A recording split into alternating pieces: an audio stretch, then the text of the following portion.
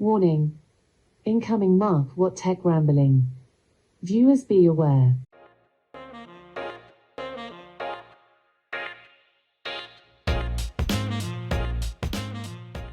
What's going on, guys? I hope you're all well. This video kind of serves as a bit of a prologue into my installing Room Assistant videos. I'm just going to be quickly running through what you can expect from watching this series. So if you're only interested in how to actually go and install Room Assistant, you may want to skip this video and jump straight into part 1. You may or may not have noticed that I've just dropped 3 videos on Room Assistant. Now, these are all in order, so there's part 1, 2 and 3, and each of these videos covers a different segment of setting up and installing Room Assistant. Part 1 then goes through the software and hardware we're going to need in order to get Room Assistant set up, and it also then goes into the actual installation of Room Assistant. In this video series, I've been using the Raspberry Pi Zero Ws as the main Room Assistant host and connecting that to Home Assistant. Part 2 then is the setup and installation of the Mosquito MQTT broker for both the add-on and the integration. And part 3 is the final bit of the installation of Room Assistant that I went through in the first video, and combining that with the MQTT broker, so getting Room Assistant to actually talk to the broker and get it actually working. I do also have 2 more episodes planned so far. Episode 4, I plan to be showing you guys how to make use of automations and scripts with the Room Assistant that we set up. And this will just show you a few cool things or ideas that you can actually do with Room Assistant.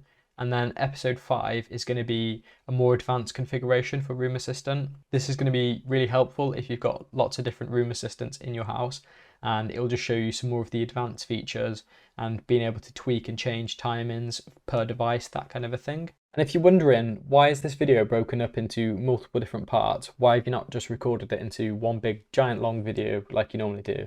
Well, the reason behind that is because I've gone with like a more of a logical approach to it. So with this video, I kind of wanted to make it available for beginners and more advanced users.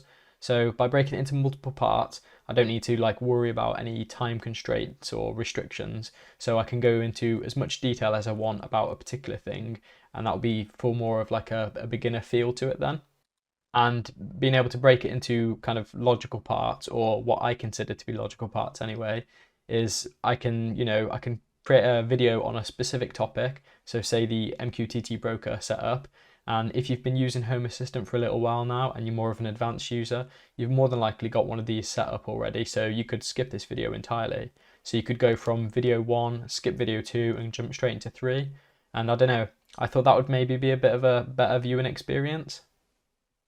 I thought it was probably easier and more efficient than, having this big giant long video and then having to scroll down into the chapters and, click and jump around like that.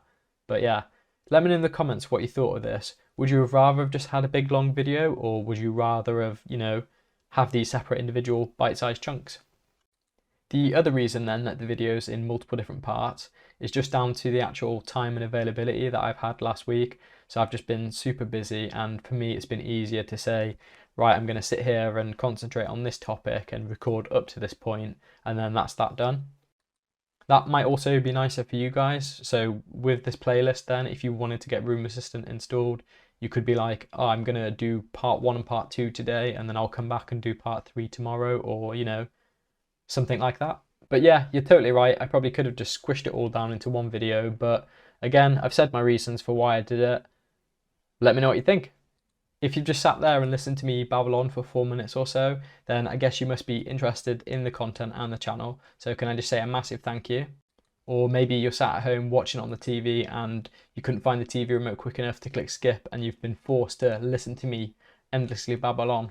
But either way, those videos are all available now, and they'll be linked in the description or floating around.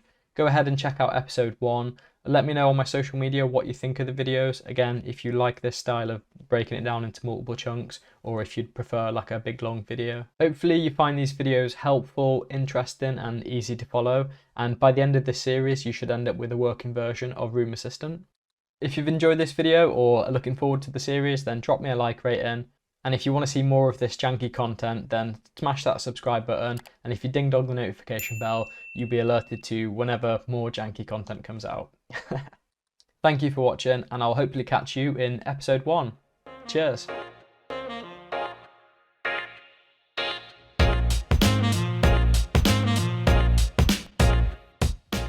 I've literally been like leaning on my hand talking to the camera, and now I've got like red marks on my cheeks, so gotta wait for the marks to go before I can carry on filming. Cool.